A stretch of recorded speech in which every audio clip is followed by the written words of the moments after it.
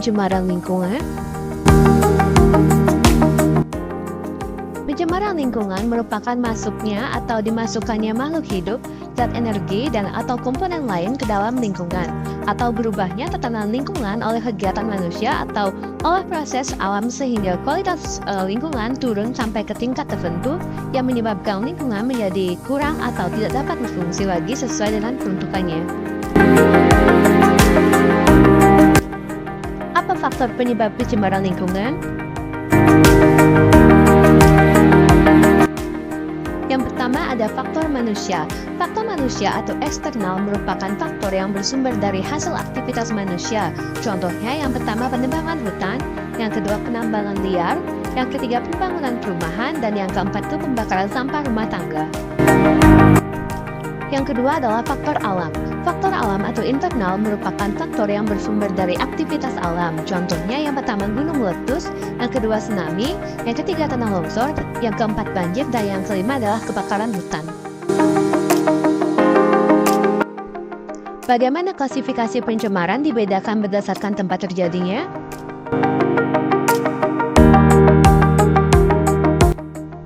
Yang pertama ada pencemaran air. Pencemaran air adalah suatu perubahan keadaan di suatu tempat penampungan air seperti danau, sungai, lautan, dan air tanah akibat masuknya organisme atau zat tertentu yang menyebabkan menurunnya kualitas air tersebut. Penyebab pencemaran air diantaranya yaitu yang pertama pembuangan limbah industri ke perairan, yang kedua pembuangan limbah rumah tangga atau domestik ke sungai, yang ketiga penggunaan pupuk dan pestisida yang berlebihan, yang keempat terjadinya erosi yang membawa partikel-partikel tanah ke perairan, yang kelima penggunaan racun dan bahan peledak dalam menangkap ikan, yang keenam pembuangan limbah rumah sakit, limbah peternakan ke sungai, dan yang ketujuh tumpahan minyak karena kebocoran tanker atau ledakan sumber minyak lepas pantai. Yang kedua ada pencemaran udara. Pencemaran udara adalah masuknya atau tercampurnya unsur-unsur berbahaya ke dalam atmosfer yang dapat mengakibatkan terjadinya kerusakan lingkungan, gangguan pada kesehatan manusia secara umum, serta menurunkan kualitas lingkungan. Penyebab pencemaran udara yaitu yang pertama asap dari cerobong pabrik, kendaraan bermotor, pembakaran atau kebakaran hutan, asap rokok yang membebaskan CO dan CO2 ke udara.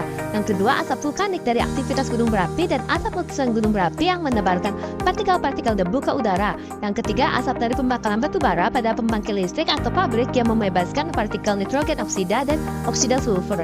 Yang keempat chlorofluorokarbon atau CFC yang berasal dari pemacaran mesin pendingin ruangan, kulkas, AC mobil.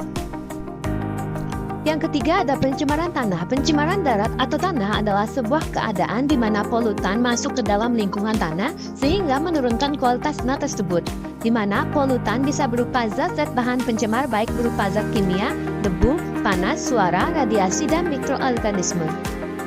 Penyebab pencemaran tanah yaitu pertama limbah domestik. Limbah jenis ini berasal dari pemukiman penduduk, perdagangan, pasar, tempat usaha hotel, dan lain-lain. Yang kedua limbah industri, yaitu limbah padat hasil buangan industri berupa padatan, lumpur, bubur yang berasal dari proses pengolahan. Yang ketiga limbah pertanian seperti pestisida atau DDT yang sering digunakan oleh petani untuk memberantas hama tanaman yang dapat berkilat buruk terhadap tanaman dan juga organisme lainnya.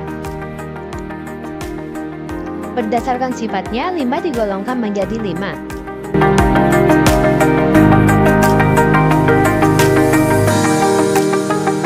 Yang pertama adalah limbah cair.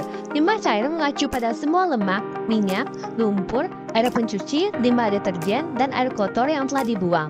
Mereka berbahaya dan beracun bagi lingkungan kita dan ditemukan di industri maupun rumah tangga. Air limbah demikian sering disebut adalah segala limbah yang ada dalam bentuk cair.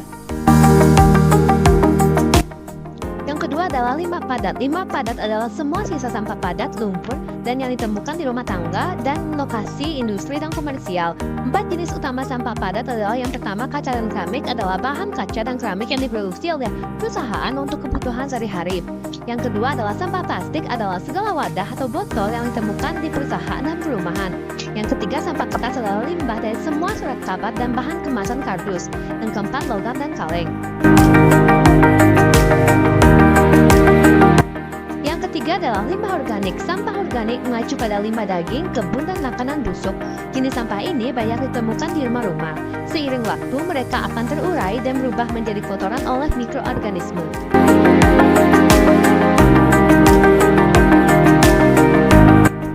Yang keempat, limbah daur ulang. Semua barang yang dibuang seperti logam, furniture, plastik, sampah organik yang dapat daur ulang termasuk dalam kategori sampah atau limbah daur ulang.